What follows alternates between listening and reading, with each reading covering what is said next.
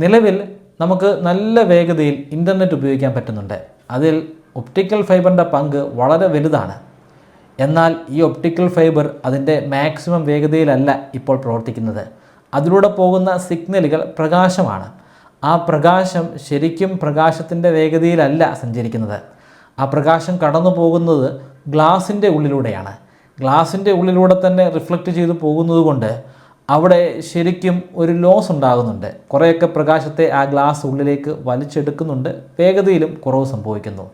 എന്നാൽ ആ ഗ്ലാസിനെ മാറ്റി അവിടെ നമുക്ക് എയർ ആക്കാൻ സാധിച്ചാലോ അല്ലെങ്കിൽ വായുവാക്കാൻ സാധിച്ചാലോ നിലവിലുള്ള ഒപ്റ്റിക്കൽ ഫൈബറിൻ്റെ വേഗതയേക്കാൾ ഒരു 30% കൂടുതൽ വേഗതയിൽ സിഗ്നലിന് ട്രാൻസ്മിറ്റ് ചെയ്യാൻ സാധിക്കും. ഇത് പറയും പോലെ അത്ര എളുപ്പമുള്ള ഒരു പ്രോസസ്സൊന്നും ആയിരുന്നില്ല.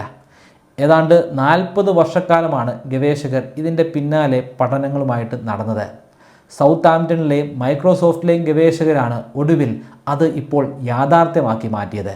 അതിനുവേണ്ടി അവർ ഒരു പ്രത്യേക ഘടനയിലുള്ള ഒരു എയർ ഷെൽ ഉണ്ടാക്കിയെടുത്തു. ആ എയർ ഷെല്ലിൻ്റെ ഉള്ളിലൂടെയാണ് ഇനി പ്രകാശം കടന്നു പോകുന്നത്.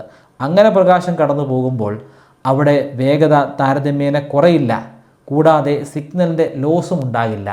ഇൻ്റർനെറ്റ് ഇനിയും കൂടുതൽ വേഗതയിൽ നമുക്ക് ഉപയോഗിക്കാൻ സാധിക്കും.